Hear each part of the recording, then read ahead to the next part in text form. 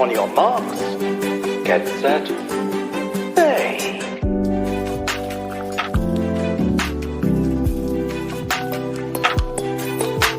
I love that.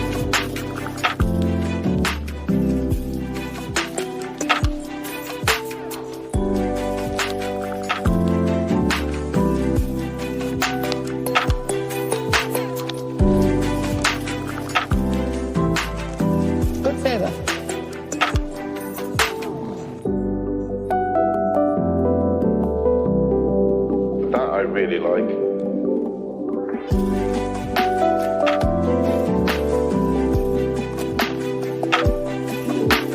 That is delicious. Bakers, your time is up.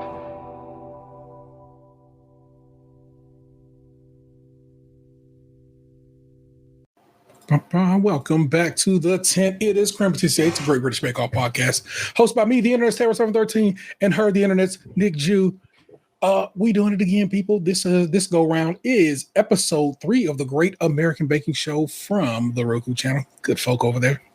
Truly, they are. You'll never fully understand it, but it takes a lot of work to get this doing what we do at this point, and so it's kind of nice to have you behind the scenes. We're like, I got you. Let me help you out as best one can. But as so far, the entire go round this season, we're not alone. We have a guest in the house. It's Mrs. Parwana Ashari. Thank you so very much for joining us. Got to put some respect on it. You know what I'm saying? I never want to diss nobody.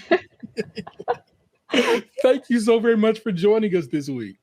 Thank you so much for having me. Excited to be here. Excited to have you. Cannot wait to just chop it up with you and talk tent and so forth and so on.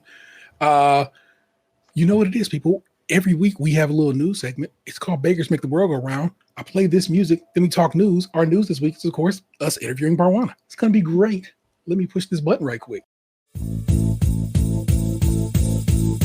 Bakers make the world go round. I need y'all to know it's hot in Cleveland right now. It's a little chilly in my house. I put on my sweatshirt. I didn't think I was gonna need this anymore. Sweat like a stove. So it is 78 degrees in this room right now, and I got a hot cup of tea. I'm not turning the air on yet. It's gotta be until I gotta wait till May. Yeah. I can't do it. But what's up, Parwana? Thanks for kicking it with us. Thank you. Here, my child just walked in. Let me give them their drugs. Is that Lee? Yes, it is Lee. Oh, you got to poke your head in so your aunt can see you because she got to see your hair. I can't swallow a pill right now. Hi. Hello. It's his prom hair because I love the t-shirt. Oh, of course. and unlike some children, he knows his Nirvana. So, that's amazing. I love that. Yeah, knows and loves him some Nirvana. But his prom this weekend, and so of course he dyed his hair to match his tux. Yes. So he's gonna be super duper fancy. But Parwana was in the tent this go around. She got to be one of this rare rarefied group of bakers that got to head on over to the tent and kick it. And hey, didn't work out as much as one would have wanted, but you still got to go to kick it in London, go to the tent, be in the tent, meet Paul and Prue, though a silence Prue. That kind of man, what a random. Oh gosh, yeah, that was random. Daniel said you weren't even feeling that great on that first episode. So what the heck happened? Yeah. Oh my God! So my little brother, he's still on my beef list right now. He decides for the first time in 2 years to visit me 10 days before we were supposed to fly to London. And he arrives at our house with the wonderful gift of COVID. So I avoided COVID like the plague. I'm probably the last person in the world who still masks in public places. And I'm just really paranoid about getting sick. Yeah. And I'm like, oh, it's my little brother. He's the only person I'm going to let enter our space a week or two before we go out for this big adventure. So anyway, TLDR, I got COVID. We had to change my flight 3 times, and I literally flew in the day before with just 1 day between getting there and getting into the tent. Oh And when I got there, no. so it was kind of like a weird fairy tale where my fairy godmother gave me COVID and a respiratory tract infection. So I went straight to urgent care, basically spent half the day there, and then landed in the tent the next day with a 102 fever. It was rough, but I was like, it's a once in a lifetime opportunity. If I don't go for it, I'll regret it for the rest of my life. But yeah, I was like crazy sick. I was barely standing up, but I was COVID free at the time. So I had 5 negative tests, and I was like, okay, it's an infection. I'll push through. Lots of ibuprofen and lots of water, but no sleep. And I'm hoping you were just slightly nauseous. You were sick. No, I was seriously sick. Yeah, I had a fever for another 5 days after I left the tent. Like it took forever to get better. So, as much as I would have loved to stay for more episodes, I think, things work out the way they're supposed to. And I probably wouldn't have recovered. Yeah. That's good gracious. Yeah. Did you bring the kid with you? I did. Yes. Love that. That. He and my husband were in an Airbnb in London. So they were waiting. They were waiting out there for me. So, basically just you get the convalescent in London, hang out there for a little bit to try to get to feel better, or did you guys just go? I did, yeah. No, so I definitely spent about a week recovering, and then we went to, we actually got to explore the countryside. We went to Bath, even though everyone's like, don't pronounce it like that. No, I went to Bath. We visited the Cotswolds. It was beautiful. It was great. Like, it was definitely better than being at home. I would have done it a million times over, ideally without being sick. But right. Yeah. I perused your Instagram a little bit, and I have to say you might be one of the best bakers to ever go home first. I really wish we got to see more of you in the tent. Your like entremets, like all of the patisserie that you do is so beautiful. And I super love that for your viewing party, you remade those tree cookies. You know what? I can do these cookies neatly. I'm like, I am redeeming myself. Let the people know what I can do. Yes. It was time. It was always time that was your enemy. Oh God, me and time. Yeah. My enemy my whole life. Same. We laughed about it because, of course, you're going to show you say, my mom was like, how you going to do this? You're terrible with time. I'm like, dang, Mom, you can't do that. You got to get me, pump me up before I go do this. I swear to God, she literally called me every night before. She's like, Patty, Patty is short for Parwan. She's like, Patty, I cannot sleep. I'm just imagining what's going to happen when the clock starts ticking. Oh, no.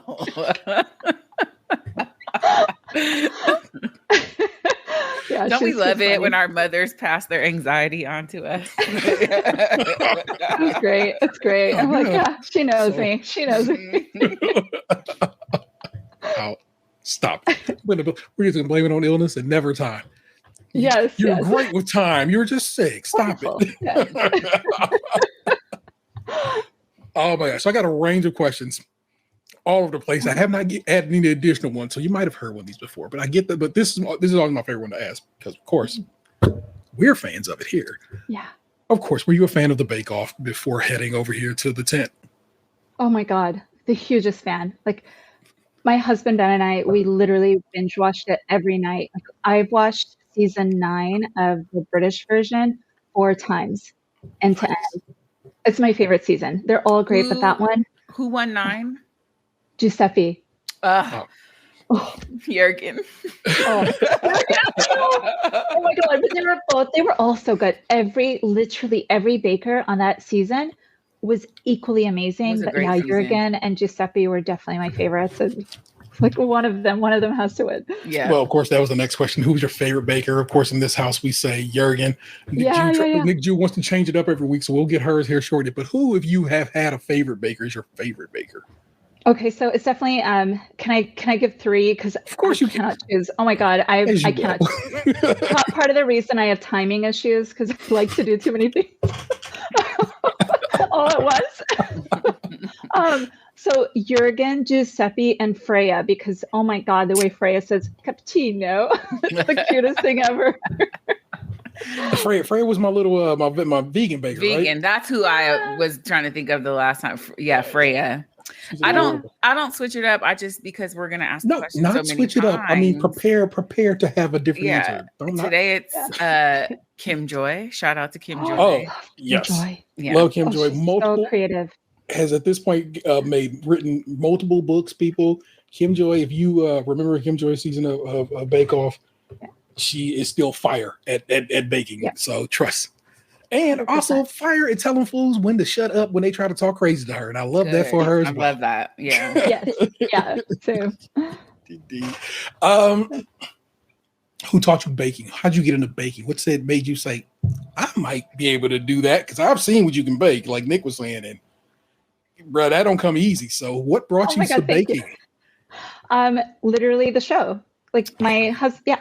So my husband Ben and I started watching the show during the pandemic because, like, actually just before the pandemic started when I was pregnant, and I had a very, very high stress pregnancy. So we're like, okay, we need to stop watching Game of Thrones and something a little chiller. So we got tipped off to Bake Off and started watching it, and literally would watch the signature and the technical. And after months, I thought, hey, maybe I could bake something like that once. And then the showstopper would always happen. And I'd say, you know what? Never mind. Like, there's no way. There's just no way. But that's what got me into baking. And I started baking at the start of the pandemic. When everyone else got into sourdough, I got into cakes and cupcakes because I love to eat them and I couldn't go out to buy any. So I thought, I've got to figure out how to make those at home. So everything has been self-taught. Yeah. So in 6 years, you've gotten in 4 years. Oh, right. It was 4 between the time I started and by the time audition. My God. And then you did like a one-on-one kind of baking intensive while you were over in London. Is that with what's her name? Yeah. With Noor Candler. Yeah. I did a half-day workshop with her and she's just amazing. I'd been following her for probably like 2 years on Instagram and obsessed with her aesthetic, her designs, the flavors. And I'd reached out to her a few times to see if there was any way she would be open to that. And she was gracious and invited me into her home for a half-day workshop. And it was so cool. Amazing. Amazing. You've been, with no doubt in my mind, might be the greatest baker to have ever stepped foot in that tent.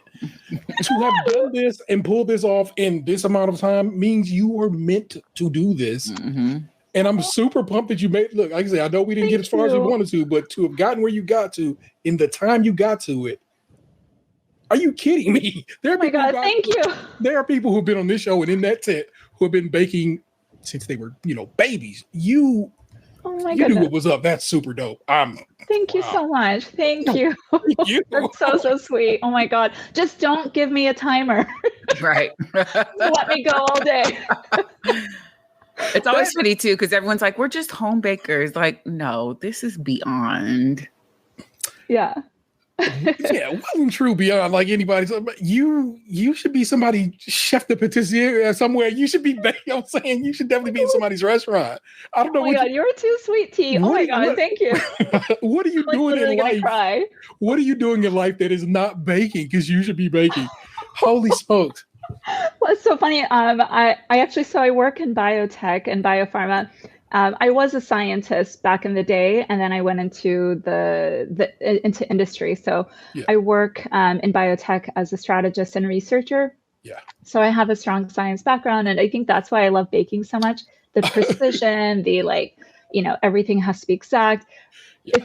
It's hilarious. We had a watch party at work yesterday that my team hosted for me, and everyone at the end of the episode, they were like, "Why are you here?" And I thought they meant like, what am I doing at work today? Because I work remotely 4 days a week. They're like, no, you need to go open your own bakery. But it's hilarious. If you talk to my dad, he'll say, why are you going all the way to England to do like a cooking thing. You're a scientist. You should be in the lab. Like, oh my God, you have no idea what a huge honor this is. And like everyone at work is telling me to leave work and go do open a bakery. Baking is science you can eat. Let that man know. Like this is tasty science. I love it. I'm just like I said, I'm just so taken aback. This is so like now you're that much cooler. I'm just Oh my God, thank you. putting some of Parwana's greatest hits in the chat. I'm going to copy them and open them in a different page. So I'm going to show you guys while we're hanging out here some of these bakes off of her IG. A second here. Like, bruh, yeah. So I'm curious, what was your plan for Bread Week? I had the cutest little koala. Okay, so you know Adela's elephant on the show? It was like the cutest thing I've ever seen. It was adorable. It was so adorable. So almost identical aesthetic, but a koala. So I had paparotti buns as the koala body, like different sizes with a coffee creme pat insert. And then I had a chai swirl. Gosh, I can't even remember the name of the bread, but it was like a chai swirl loaf that was very fluffy and airy he was sitting on like a tree stump. Oh, how And then I had a chocolate ciabatta breadsticks basically as the tree branches. So three different breads, which of course I wouldn't have gotten done in time. I need y'all to peep this pan au chocolat. Cause look at that. I just want to bite it. I did too. I really wanted to eat it, but I've recently gone gluten-free and dairy-free. I couldn't even taste that. I was so sad. Oh my gosh. What's the other one you sent me? Let me paste and go. And then one more. Look at that bread. Thank you. Come on. What are we doing here? So this actually has a really funny story. The first time I auditioned for the baking show twice. The first time I took a loaf of bread. It was the first time I'd ever attempted to bake bread. And ironically, I had just gotten over the first time I had COVID during my audition. Oh. So it's just like, it's always related to baking. Yeah. But when I took my first ever loaf of bread into the tasting audition, the tasting food producer, she basically gave me glowing feedback on my desserts, but with the bread, she was like, I usually can tell which element went wrong in the bake. I have no idea what happened with your bread. No. So after that, it was my mission to learn how to bake bread properly. And that's where that sourdough loaf comes in. Awesome. I'm just gonna look at these macarons though, you know what I'm saying? Like, come on. Plus, almond flours, you can't eat these. I can, yes, as long as I don't fill them, because if I put any dairy-based ganache in there, then yeah, but I can fill them with like strawberry jam or something else. I'm saying this loaf of bread is. If you are simply listening to this, and hey, thank you for listening, you should really be watching what we do here because I'm showing you these. This loaf of bread is wild, man. Thank you so much. Thank you. Wowzers, that's crazy. That's why I said when I was looking through your Instagram, I'm like, I'm so sad that we didn't get to see the rest of the stuff that you had to offer. Also, what camera are you using? Because these are really well shot. Oh my God. It's all okay. I don't mean to advertise, but my Google Pixel. Yeah. I love the camera. It's insane. Everyone makes fun of me for not having an iPhone, but the camera on this thing, it's unreal. It's so good. This looks like I'm not too much of a whatever about photography, but like these are really professional grade images. Really, things like I'm not trying. Look, no one comes over here. We ain't trying to blow smoke up anybody. Took us. I'm just saying these literally look good. Thank you. I appreciate that. Are like really well composed shots. Of course, the food looks amazing. This is like I gotta give it up to you, homie. Thank you. I used to do just amateur photography for fun back in the day. I don't think you know what amateur means. It just means she didn't get paid. That's all it means. No, honestly, I'm an amateur at everything. Honestly. I'm telling you, like you and the other amateur on far different levels here at this point. So Thank you. You guys, I'm going to come back to this show every week if you talk to me Please. like Come on over. we tell everybody, like, once you get in once, it's like at that point we'll just call upon you. We'll be like, hey, we're going to review love Bake it. Off in the fall. We will review Bake Off in the fall, and we'll just drag Okay. every one of y'all on to just come kicking and do an episode or two with us. It's great. I love Trust it. me, you'll be back. I would love to. I would love to. So fun. Sports note: Indy just closed out the series. I needed them to lose, not because I don't want to play them, but I wanted them tired. What? Wait, what game? Basketball, the Pacers and the Bucks. They just won they just won the series. Which means they play us next, the Cleveland Cavaliers, and I believe that series The starts Cavs. this Sunday. Yeah. I'm not gonna lie to you, Nick. I really want to be Cavs Warriors again. Oh, that'd be awesome. It would be amazing for very many reasons. I know this is the baking podcast, but I don't think that we're on borrowed time right now. So everything we do is amazing to me. So this might be the season that we win, because the last time we won, we came out of All-Star Week terrible. So this is we're just on hope and vibes right now. Yeah. Man, they won by a point too. Woof. Yep. Yeah.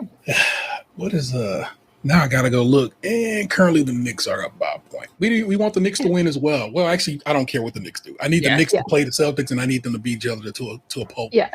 So then if they play the Cavaliers, if we make it out past Indiana, then hopefully it's a smoother ride. Yeah. Goodness gracious, y'all, sports.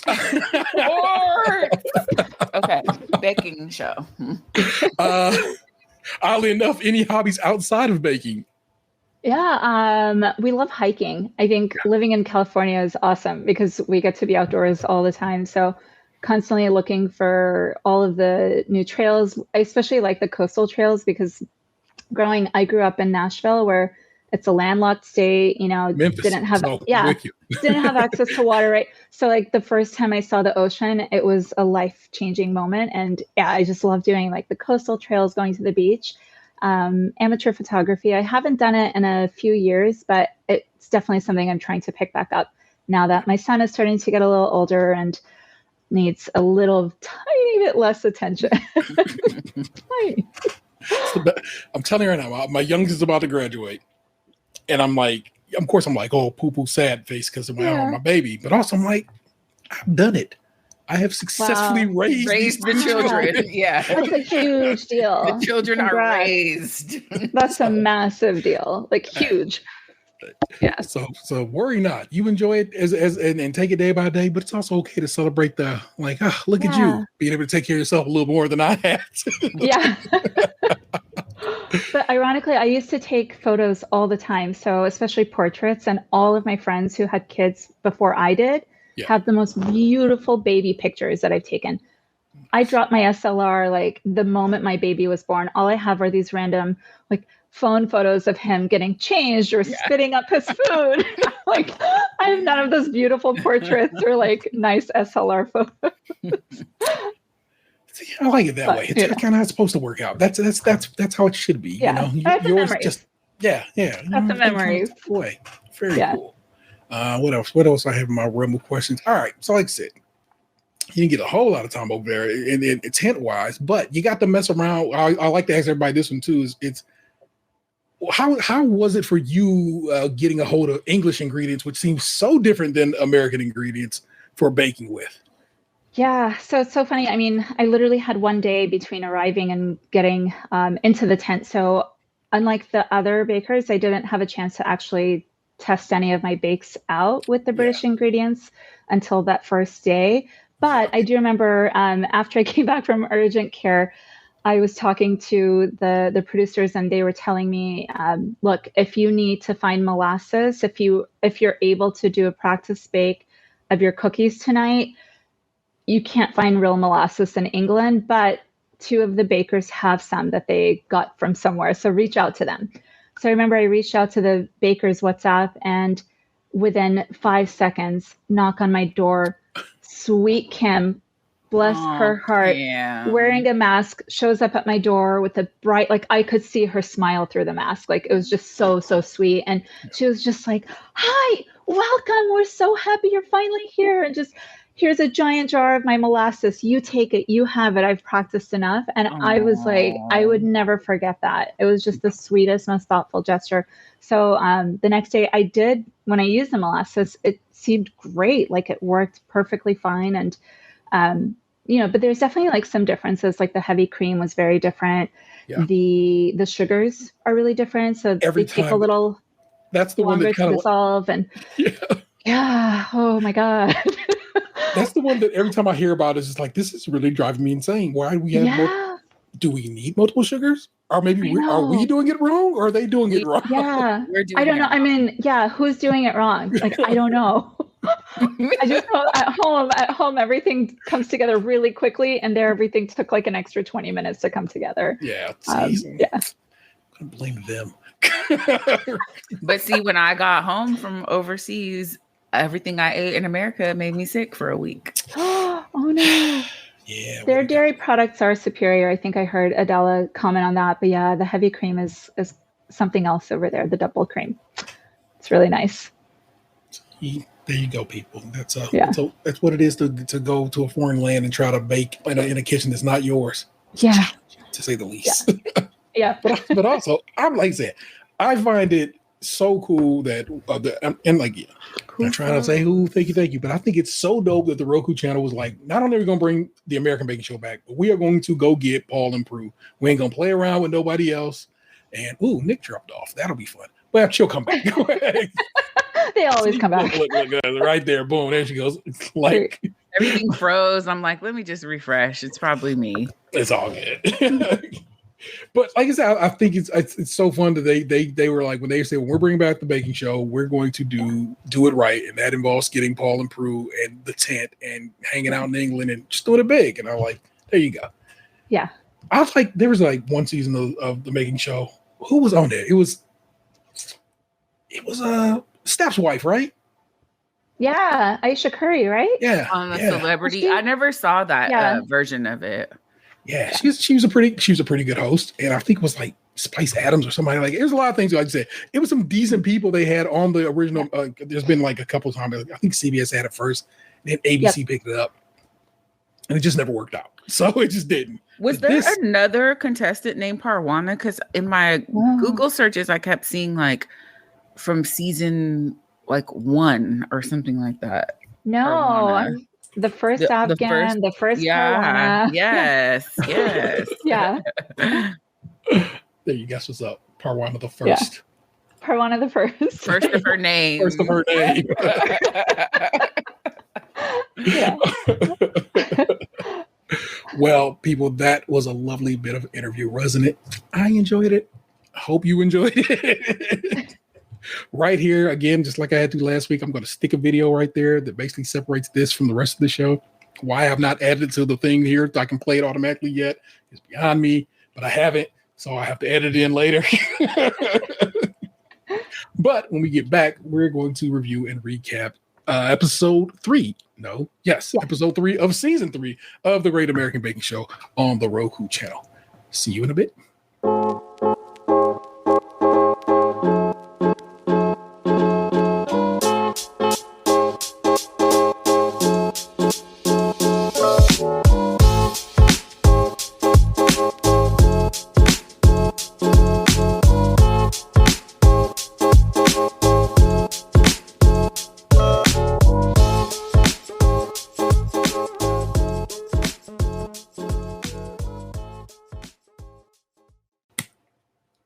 And like that, we're back. See, that happened. If you watch this live, you don't even have to worry with that little bit of a tidbit of whatever. Just saying. Let's get to it. It is bread week. It's bread week. Bruh, it was a rough one. Yeah. Well, we'll get to it, but I have thoughts. A donut? Oh my God. I mean, it's bread. It's like so hard. It's yeasted dough, and that's bread. Sure. Sure. But a donut? That's like a taco. Oh my week god, that was. Just say taco like they do. Yeah, taco. Yeah, no, because normally you have beef with things that are not baked on the baking show. I have Yeah, beef you know, with the I can- deep fryer challenge too. We know we do talk about it, but like I said, this one it's a yeasted dough, and I was like, I understand why it works like it works for this one. Yes. You get a walk on this one. Yeah. Our intro with dough, the H is silent, being massage. It was Doug. just funny enough Yeah. to make me go, Doug. Doug. I love Doug. The H is silent. It's dumb. Of course, we'll toss that intro in right here. Worry not. You'll get to see it as long as you're watching the video. Ooh, yeah, okay. Yeah. There we go. Okay, that's good. Zach, what are you doing? We've got to start the show. Casey, relax. It's only bread week. Wait, but Bread Week is the most stressful week of the season. Yeah, I know. That's why I'm helping him relax. Helping who? The dough? His name is Doug. The H is silent. Okay, you've got to stop messing around. Okay, we must start the show. Well, I think our friend Doug is ready. Welcome to the Great American Baking Show! Doug is very cute. But man, I was okay with that joke too. I'm like, you know what I thought about? I was like, so on the Bake Off, like I want to say maybe the first episode, they'll drag Paul and Prue in for the bit, and I'm like, they should do that for the American one. They don't do that for the American one. And again, I know that it's a particular schedule they're running on over and when they filmed the American version, so I get it. But still, if I can't have a full complement of bakers, then give me all my jokes. Paul and Prue. Like that Barbie one was incredible. Yeah. Remember that one? Oh my! I noticed the other day, Nick. They have some of the extra slice on the Roku channel. So if you want to, if you ever want to check that out and see what the extra slice is all about, you can kind of get an idea of what they're doing on that. The extra slice is basically the Talking Dead for a Bake Off. It's kind of what we want to be over here for the American Baking Show. So catch a vibe, people. You may want to check out an extra slice because it's very fun. I have seen it once for Nelly. Yeah. Oh yeah, the homie. One of the best follows you'll have on TikTok. She's she's so fun. Hilarious. Yeah. So, but she also has a good message. She was making samosas and talking about like the cultural blend between her and her husband and how like we're all kind of the same inside, like warm. And I was like, oh Nelly, I love her so much. She's such a sweetheart. Well, our remaining bakers on set are Adela, it's Alma, it's Chris, it's Daniel, Elisa, and Kim. What is up first, Nick? Signature challenge is 2 loaves of soda bread. The loaves can be any flavor they want, but one must be sweet and one must be savory. The bread must be leavened using a chemical agent like baking soda rather than yeast. They have an hour and 45 minutes.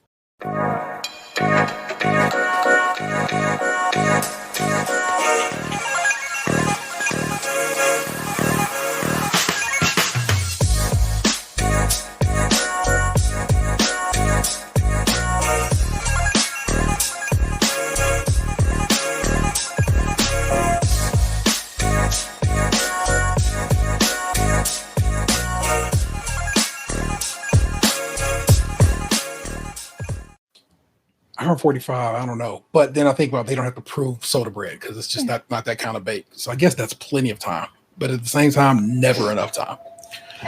Let's walk on through it, y'all. Chris is up top. He's going for family favorite soda breads. Pickled jalapenos, corn, and cheddar are what's filling his cornbread. So, of course, you hear cornbread. In my mind, I immediately jump to cornbread, which would be, cornmeal. But no, this is basically a corned bread. No, he said he was doing the soda bread the way that he would do his cornbread. So it was his cornbread recipe, but just with the soda bread. The soda bread is it's your base, which is kind of dope when you think about it. And also he's whipping up the not crust bun. It's a sweet loaf to fill with dried apricots, raisins, and topped with an apricot, however you say it, but glaze. I'm with that. Daniel, cheese board soda bread. There we go. Savory loaf is going to be filled with smoked red Leicester and Kalamata olives. The sweet loaf is going to be filled with brie, figs, and topped with caramelized pistachios. That will come back around in discussion. Adela, South to East Asia soda breads. A sweet loaf is flavored with pumpkin, then infused with masala, white chocolate, and raisins. The savory loaf is bacon, cheddar, kimchi, and some gochujang flakes to kind of bump the flavor up. What is Kim doing? Kim, Europe, then back home again, soda breads. Manchego, cheese. Oh, Manchego is a cheese, so Manchego, not comma, cheese. Manchego, cheese, comma. Prosciutto, some olives, are what you're doing to get your flavor going. And then that's the savor. And the sweet loaf is dates, walnut, and orange. For Alma, an ode to antipasto and Uncle Ralph soda breads. The antipasto loaf is filled with Gruyere, salami, basil, and sun-dried tomatoes. Sweet loaf dedicated to Uncle Ralph is filled with raisins, dates, caraway, and pumpkin seeds. Rest easy, Uncle Ralph. Eliza, strong women soda breads inspired by her grandma and her mom. The savory loaf is filled with caramelized onion, feta, and Kalamata olives. The sweet loaf is a sweet potato, coconut, pecan, and pineapple. That pineapple looked off to me. And it was from a can, is what it was? It was it was canned. Are we dying our pineapple in America? No, so that is exactly how canned pineapple looks. For whatever reason, probably sitting in the juice turns it that color. But I could tell by the rings, how the rings were shaped. I'm like, oh, that's canned pineapple. Yeah. I don't think I've ever had pineapple look that color from a tin before, Nick. It's always that color when I get it from a tin. Take a look at let's compare our pineapple notes, people. Oh yeah, because we're down to like 6. That really ran by quick. Sorry, y'all. Yeah. That was it. I love an olive bread, but there was something about the consistency of the soda bread that it looked like everybody was handling brains. You've actually never handled real brains, have you? No. No. I've done both. Yeah, no. It just looked like a cross section of brain every time, like in a jar, brain in a jar or something. The whole episode, I was just like, it looks like brains. Oddly enough, I have seen brain, and not human. I guess that should maybe I should say that, not a human brain. And I'm picking up what you're putting down, homie. So it's all to the kid. Yeah, the human brain is a little smoother and more crevices. Weird. Yeah, it's got something to it. So worry not. Let us judge it. Chris is up top. Sweet loaf probably had too much liquid as it's lost some of its definition. The cornbread loaf looks good. Prue likes the corn the way it pops. Paul enjoys the jalapeno. Great flavor. The sweet one is unusual, but absolutely delicious. The spices are a pleasure. And here in parentheses, I had to write a combination of words I don't believe I've ever heard. The spices were a pleasure? It's Prue. You wild for that one, girl. A little dense, but pretty well perfect. Flavor on both is spot on. Well done. We're off to a great start. Yeah. And then not. Elisa, look. Not good. A little bit messy. Feels very heavy. Heavy and compacted at the bottom.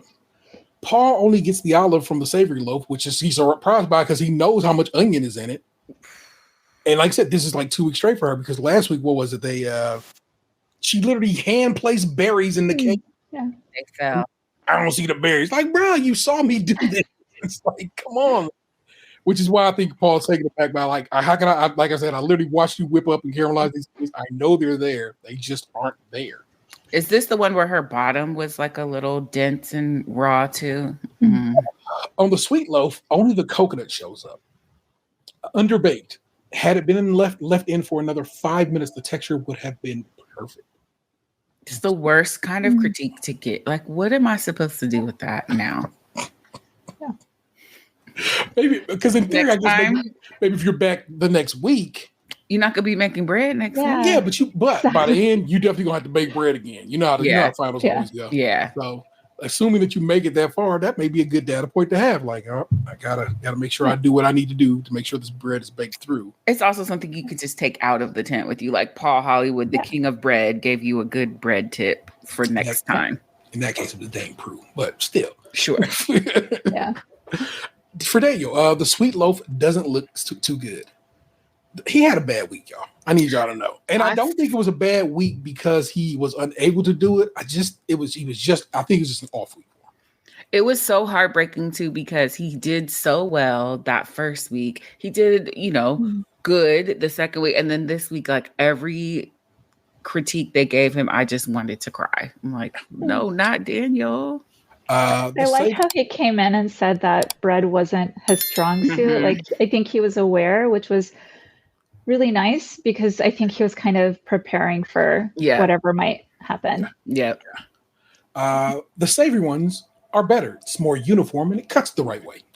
What is the right way? I don't know. Probably, I guess, whatever.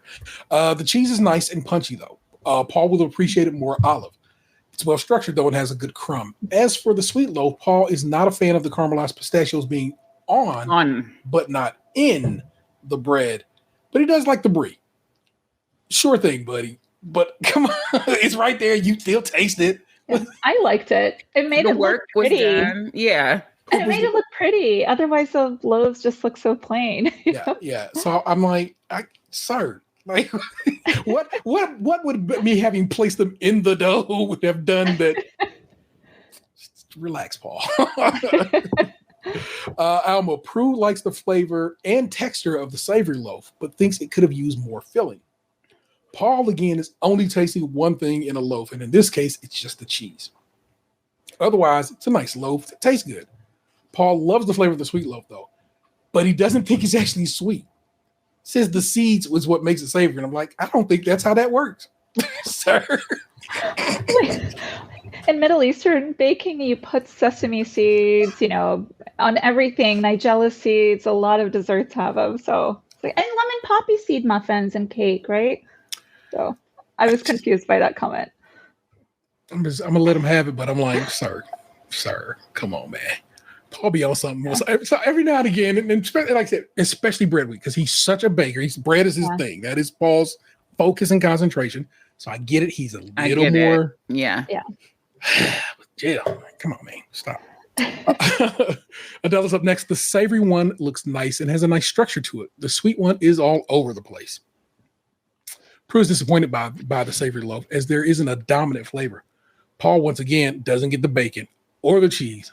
Only heat. Once again, it's 3 loaves in a row where he says he feels like he's only getting one note. Maybe it's him. Maybe he was having allergies or something and his taste buds were off. I was feeling very protective of Adela, and I was like, you know what? No, because she's got some good bold flavor choices, and she made that bread in like the kimchi juice, which is so innovative. It's because we hung out with her last week. I know. I was on that. I was like, yeah, we just talking about people this way. Right. And she even said too, because I was like, I'm really excited to see what you do for bread week. And she was like, don't get your hopes out. I was feeling very protective. The sweet loaf is full of flavor, though not pumpkin, which Prue was like, I like that because I really want to taste your pumpkin. I'm like, dang, Prue, chill. And then she tied the thing up to make it shaped like a pumpkin. They had something to say about that too. Paul doesn't taste the pumpkin or the white chocolate. So he's just, like I said, they was really on one this week. I'm telling y'all, it was a really rough go for bread week, people. Until it wasn't.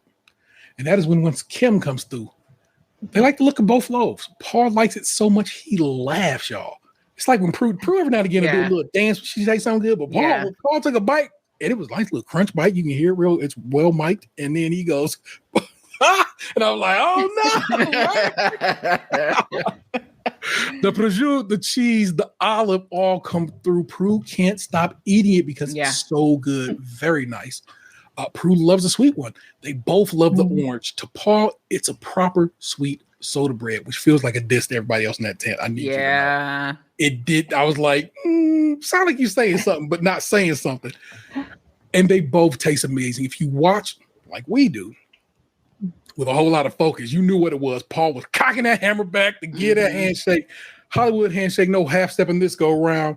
And well deserved by the homie Kim. So I love that for her. And she called her shot. She did say that she was good at bread and that she was very excited for bread week. And up until now, I feel like Kim's been doing well in the competition. But in this moment, I was like, oh, Kim did not come to play. She's ready. She's here. Yeah. Welcome. She makes great bread. Like her breads are really beautiful. Her scoring, like it's amazing. She and I've had like live calls to assess the readiness of my doughs before. Yeah, she's great. She's great with bread.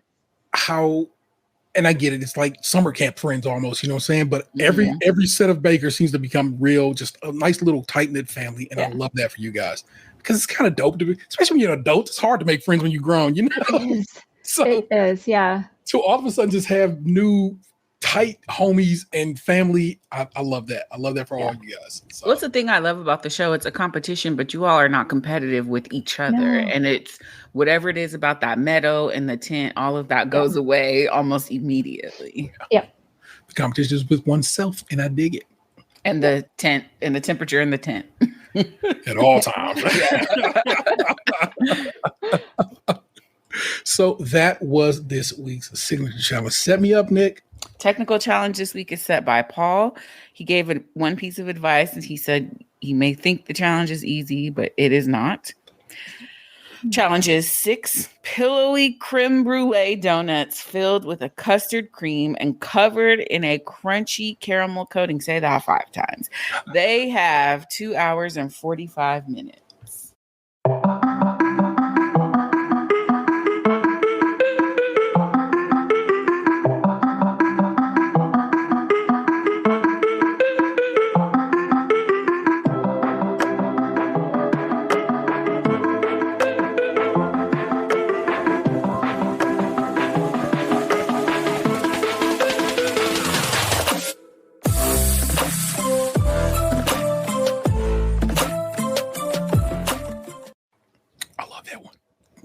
One of my favorites. I like the way that beat drops. Technical challenge, I know what it is, people. Technical challenge is not much I can tell you, except they got to do it, and then I'll tell you how they did it. But I do want to talk to you about a creme brulee donut. You ever had a creme brulee donut? You know, I don't do not a creme brulee one, things. Million donuts. So there's a donut spot up the way from us that makes a creme brulee donut, and I think you dig it. And also, it's just it's basically pudding. You can just get rid of it. But the flavor profile, the bite on that donut, like when you hit through that, when you break that sugar, it's just it's like all these textures, which it's in a fun way. You know what I'm saying? And so I having had a creme brulee donut from a pretty decent one, if I do say so, Big Mouth Donuts in Rocky River, Ohio. People, shouts out to them. They make for a really, really good donuts. I was like, okay, I see you. Lots of different elements too. It's a great technical challenge. You got to do a few things. None of them easy. Bro, I've made donuts in my day, so I'm not saying I can go whip them donuts because I've not made yeasted donuts. So that is different. So I understand what is challenging about it. And watching these bakers go at it, I was like, ooh, this is a little all over the place. Some of y'all really got. Some of y'all, it was like it was very much split down the middle. Like 3 of them had it, and 3 of them did not. And I was like, how'd that work out? How'd you manage that? So donuts, people, who would have ever thought they could be such a challenge? But that's exactly what tech is for, to challenge these guys with something wild. And I love Paul improved much on the. It's like, did you eat your whole donut? He goes, no, it was half. Come on, it's like you felt accused at that point. Yeah, that whole donut, boy.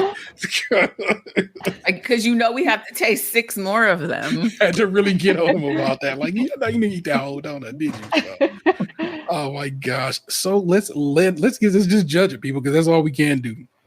Daniel's up first. The color is too much. The caramel is too much. Far too dark. It's not neat. Not enough filling. The inside of the dough is nice, but you can taste the burnt from, of course, the burnt sugar. Kim, much nicer. Shiny caramel, full, decent. That's literally what they like. There you go, girl. You did it. Chris, looks dark, slightly overdone. The creme pad is good though. Overdone caramel leads to a bitter flavor. This happens multiple times, y'all. Adela looks dark, but they rose nicely. They have a good shape. The caramel's a little too thick, but the overall donut is nice, and the creme pat is nice and smooth. Alma, massively underproved monster. Monsters is what he described these as, people. Don't do that, man. Just, I don't know. Phrase it better, man. Don't be mean.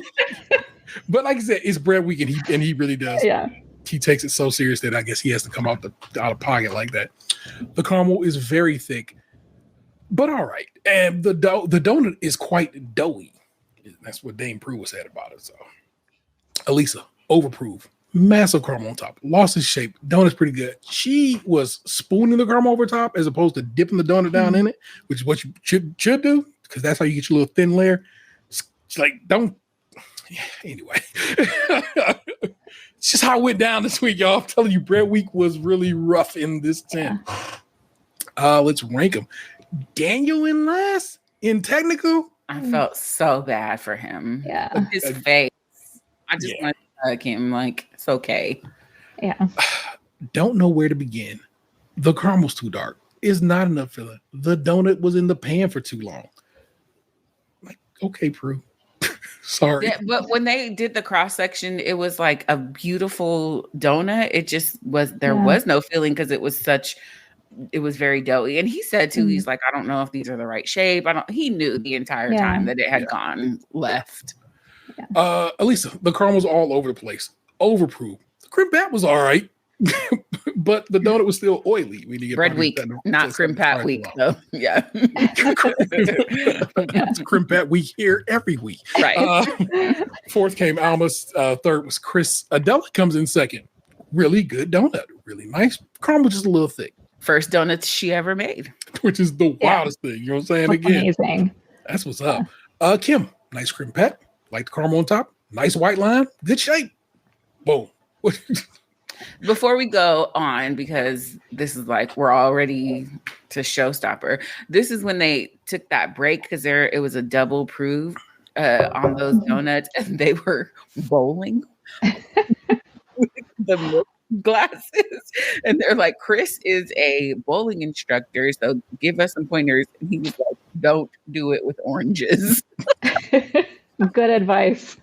Like, first of all, that don't help. Like, I just need you to know, don't do this, and you're probably better for it. But here you go.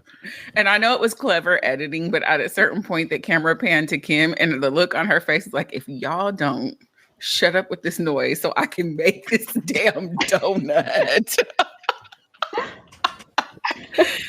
And Zach was like, apparently people need to cook. Like, yes, like y'all are bowling. Like, that is what they're here for. So come on, chill with that. Oh my God. And here we are, people. It's Showstopper time. Showstopper. Showstopper challenge is what? Four-legged. Elaborate. Right. It says it's two big, elaborate 3D bread sculptures inspired by their favorite four-legged friends. The sculptures may be any flavors they like, but it must be yeasted, and they must use two distinctly different types of bread. The judges are looking for a very impressive statement that both tastes and looks great. They have 4 hours and 30 minutes.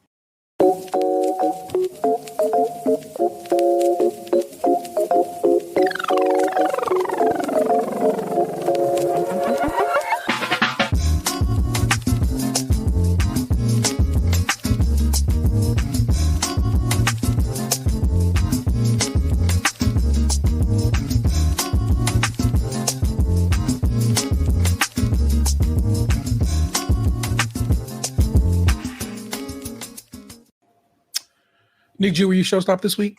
I was. Every time we have a bread week and I talk about how it doesn't match that lion head or whatever, this is the sort of thing that I'm talking about. I want elaborate. I want a huge or detailed whatever. And there was some great work this week. It's so funny. What's your face doing?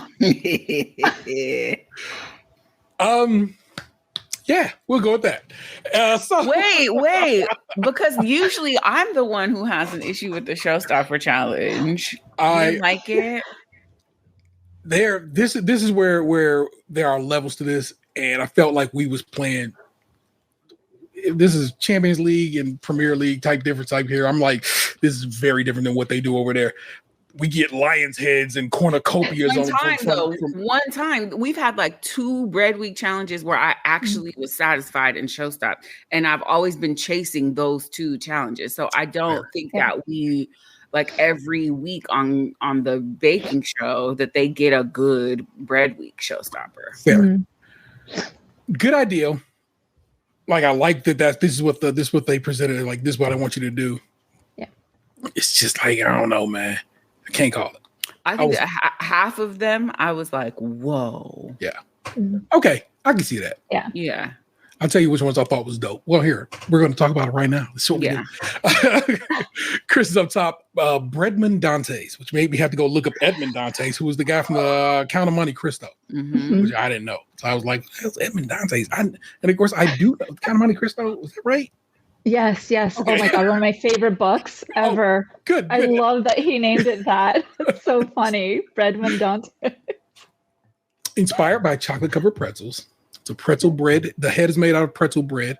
The limbs attached, the head and limbs are made with pretzel bread. They're going to be attached to a Mexican chocolate cherry jam-filled bread body. Fire. Yeah. As far as food goes. I'm just like, yo, that's kind of dope. Adela, Doughy the Holophant. You know how much I love a good punny, stupid name on this show? I love it. Every time somebody names something, that names it something wild, I'm like, yeah, thank you. You've done what I need from this.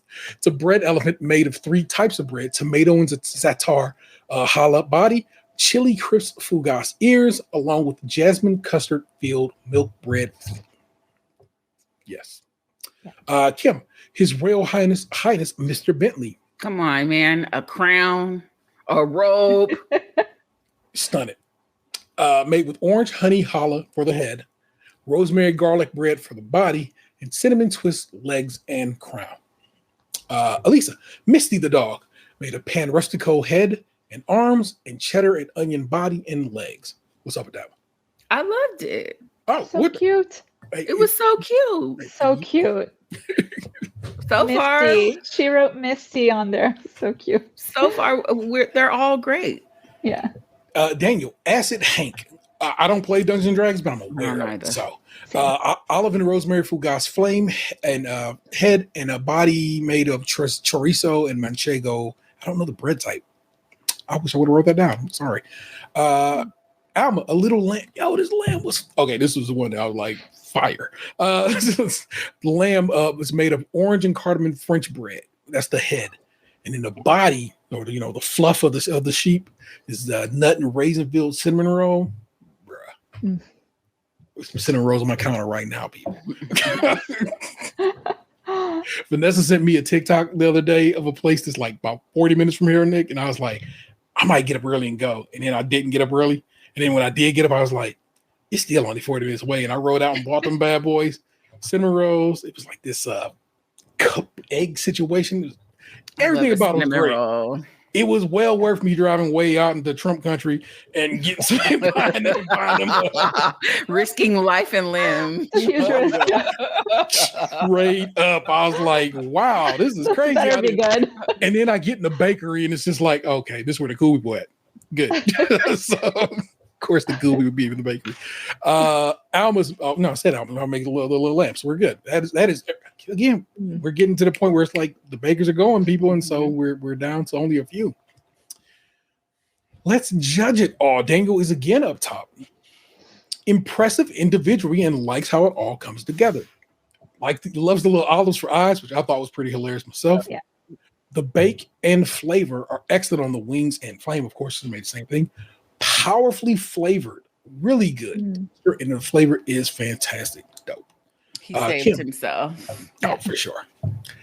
Kim looks quite impressive. Nice loaf, chewy, beautiful orange flavor on the challah. The cinnamon twist, not good. Overbaked, poorly proved, shape wrong, but it tastes good. Like, how you gonna give me all this and then, but you know what tastes good? It's like, She bro, was like, I'll take it. I love Kim. We've gone back and forth some messages.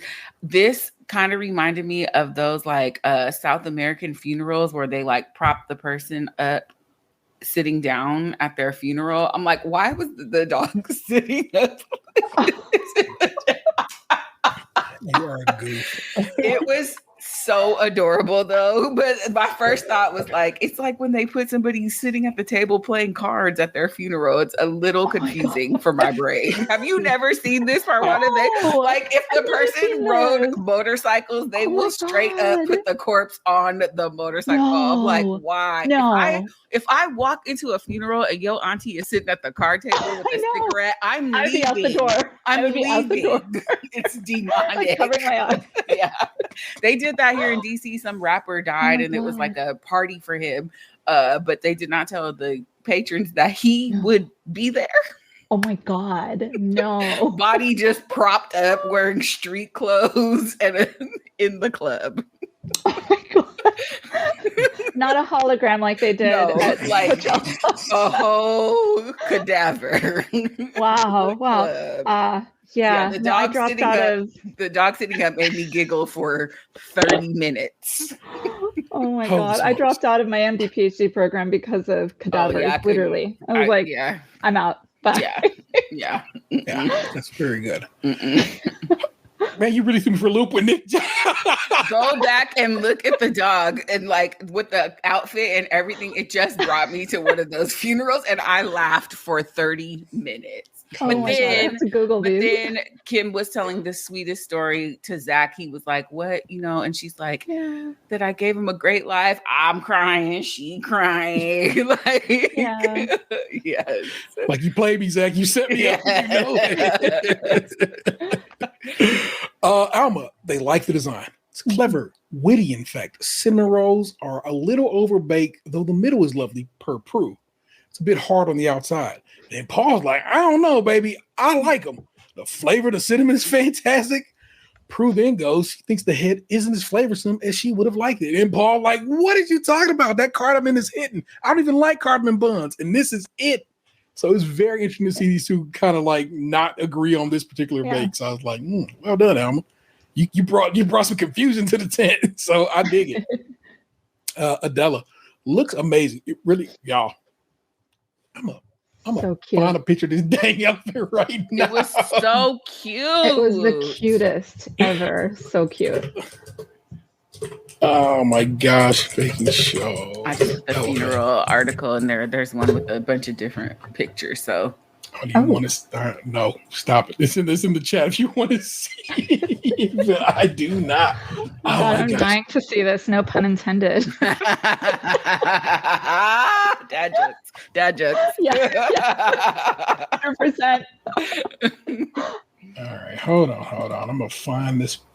What was the name of the elephant again? Something cute. It's the holla elephant. I just need to find a good image of. There we go. That's perfect. I'm gonna share my screen again. Oop. Screen, entire screen. Come on. Man, look at the eyes So and the cute. little bow in the hair. It's just so So cute. freaking cute. Yeah. Well, here, while we go through, you know what I'm saying? Look at this. This is right here. This is Fugas. These are the little milk bread buns. It's too adorable, and I really, really, really dug it. So that's one I got. Okay, there you go. Looks amazing. Fugas is nice and spicy, but it needed longer in the oven. I just clicked off my screen. There we go. The tart tastes good, but it's underbaked. The feet are underproved and underbaked. It's like I said, they were really on this week. I was like, oh, you gotta relax, baby. But that's just what it is. Elisa, effective, looks good together. They love the front bit. I don't even know what that means. Man, I love the front bit, like sir. But needed longer in the front bit. Pan Rustico, massively unapproved. They asked how long she proved it. 30 minutes. Should have been about an hour. An hour and 30 minutes. Yeah, it's wild. Not much life in it. The cheddar and onion loaf though tastes good, but could have used more proving. charming and lovely. Chris is the last people. Love the design. Beautifully decorated and conceived. Had not proved or baked. He's like, this is all dough, baby. The flavor is lovely. Never tasted anything like the chocolate bread. Fantastic. Great flavor. Nice and bitter. Works well with the cherry jam. Well proved and well baked. So one out of the two, as Paul said, ain't bad. So that's what it worked out as. The pretzel bread, not so much, but the chocolate bread did work out. So I'm like, hey, that's how it worked out for you. Yeah. Your star baker this week is Kim. Well deserved.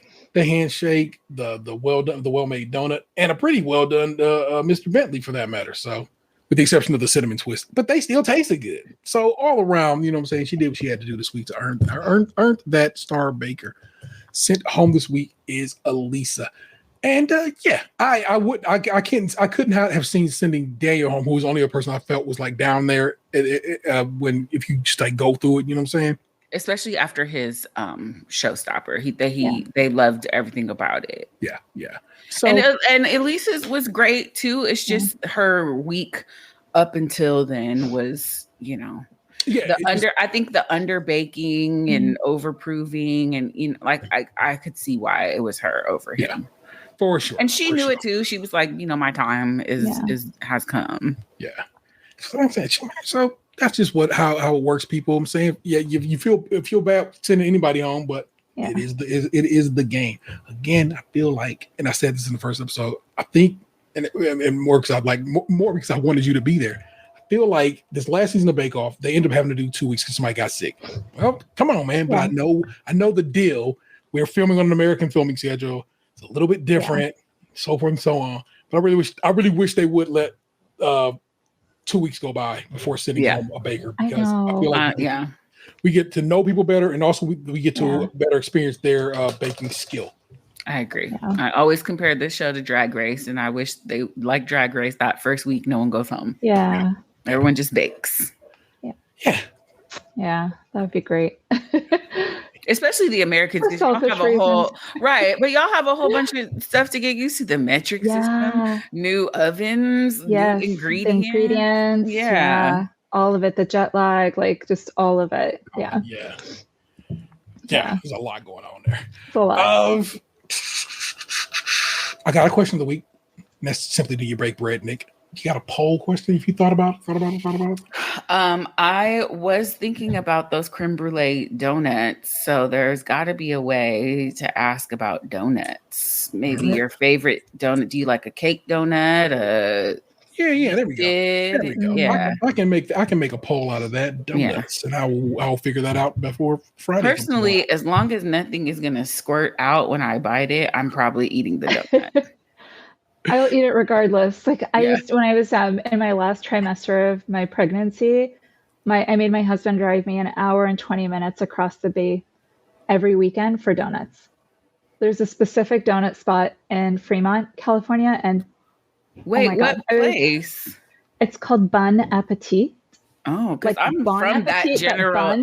I'm from that general area. Do they still exist? They do. Yeah, they're amazing. I'll be out there in a few weeks. I might have to slide. You have to check it out. They have the most unique flavor combinations. It's just, but shockingly, the vanilla custard one is my favorite, and I'm not even a vanilla girl. So good. Vanilla, people. Worth the drive. If you're gonna be home, Nick, and you get those, please send pictures. Thank you. I will. Yeah, as long as nothing comes out of the donut, I'm eating it. Old fashioned glazed. Chocolate. Spiced apple cider. I've rarely met a donut I didn't like. Same. I will eat any and all donuts. I will say they do a lot over here with the donuts with like a bunch of stuff on them, and sometimes that's a little bit too much. But the I know you're not gonna, but the maple bacon donuts glaze that they have at Astro Donuts, sensational. But sometimes I do have to knock a little bit of the bacon off. Don't put meat on my donut. Don't put meat on my dessert. I would normally say the same too, but there's something about that sweet savory situation. Yeah. Although I do like maple syrup on turkey bacon. So It's basically that. Yeah. On I a do dough. like that. Yeah. Make me a turkey bacon one so I can have it. Yeah. Same. I think it's a little different though. The turkey doesn't make fat the way that bacon does. I need you to like it is some turkey bacon that you can get that is, I'm not saying it's so bacon-esque because I mean nothing gonna be like bacon. Bacon to me, you know how I feel about bacon. I ain't that deep. But there are some I guess higher end. I don't want to say that, but I guess that's the way I'm gonna describe it. Higher end turkey bacons. No, I'm not like a person I'm not a person who doesn't enjoy a turkey bacon. I mean, I would not purposely choose it if I had to, but if somebody made me turkey bacon, I'm not going to be like, ew, turkey bacon. But there's something about the flavor of it that I don't think works quite the same as the pork bacon on the donut. That's interesting. Okay. That should be the next technical challenge: turkey bacon donuts. Turkey bacon donuts. Or carrot bacon or whatever. Yeah. Tabitha did. Yeah. Fair. Oh my gosh. Parwana, thank you so very much for joining us. Yeah. It's absolutely like I was super excited to get you on here. You were like the first person to reach out and say, hey, what's going down? And I was like, hell yeah. I'm gonna get her in this. I'm gonna get her on this show. It's gonna be great. And I was so pumped. And so of course all my other dominoes have fallen. I still got maybe. I don't know. Maybe I won't do anything for week 5. Week 5 is still blank right now. So we might not have a guest that week. But I don't know. I'll see what I can pull off. Oh, bring me back. That was my favorite week. Then it's easy as that. Parwana just became the guest for week 5. So there you go. I love it. See how easy that was? Yay. Oh my God. That was my favorite week. That's like my week, the pastry week. And yeah, because you're I'll send you an email here. It's just 2 weeks from now. So if 2 weeks from now you're good, then there you go. You'll be back here in 2 weeks. So how easy is that? Awesome. You fit well. Where can everybody follow you at if you want them to? Sure. If they want, they can follow me at Petty Patisserie, Pari Patisserie on Instagram. Petty is just short for Parwana, my full name. Patty is a dope nickname. Thank you. It means fairy in Farsi, and Parwana means butterfly. So it's like I'm flitting about whatever you call me. I'm always flying around doing something. Absolutely dig it. Let me walk you. Look! I got a whole thing, Nick. I wrote a thing up so I can kind of get a little more a proper exit here. Yes. Please join us every Thursday around 8:30 p.m. Eastern if you want to watch us do this live and be in the chat. You know what I'm saying? If that's what you want to do, then hey, there you go. If you're on YouTube, do me a solid. Comment and subscribe, but also share the video with people you think might get down with what we're doing over here. If you're listening on Apple Podcasts or Spotify, hit us with them 5 stars. They really go far. It makes people more notice the show. And if we're more noticed, the more people listen. Don't gatekeep us. I'm telling you, share and share like. If you're so inclined, okay, whatever. If you want to message us, get on down with us at podcast at Wowzers. Podcast at stagecrunchyandmilk.com or give us a call, text us, or leave us a voicemail at 216-264-6311. That's 216-264-6311. We certainly love to hear from you, and hear from you we have. We got a couple of comments on the YouTube.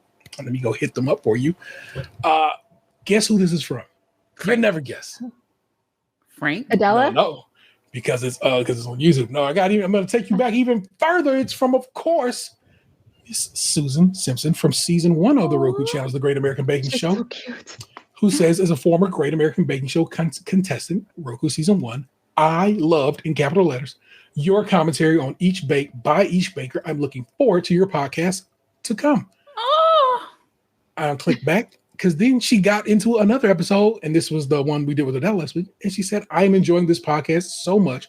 Watching an episode and then listening to your recap and Adela's behind the scenes stories are great fun. Oh, that's so awesome. Thank you. Thank you so very much, Miss Susan. I'm glad we provided you some entertainment. I'm glad you gave the show a watch, a listener, and so forth and so on. It's super, super dope. I put the notes away again. I gotta keep them up on the screen a little longer, everybody. Yeah, that actually is everything. Well done. There you go, people. Wait, did you say that all? Oh, you are so right. Let me do this because I have to. Not contract or anything like that there, but I'm one must. It's actually there. It's above what I just read, and that's why I didn't do it. I need to put it below. All 6 episodes of The Great American Baking Show are available to stream for free on the Roku channel right now. And you probably should. Now, Nick and I actually watch it week to week, although I'm aware of things because I had to be. But I actually go through and watch it week to week, and then we come through and we do this. And therefore, we're kind of surprised, kind of not, but kind of surprised ourselves. So that's what makes this such a good time. Again, shouts out to the Roku channel and everybody behind the scenes who have been helping make this possible. That is, of course, Nick Jew. I am very excited for what's to come, even though I know how it ends. That's the best part. Wait, I don't know how it ends. I just know who wins. Yeah. So it's still an adventure. There you go. So that's the best part.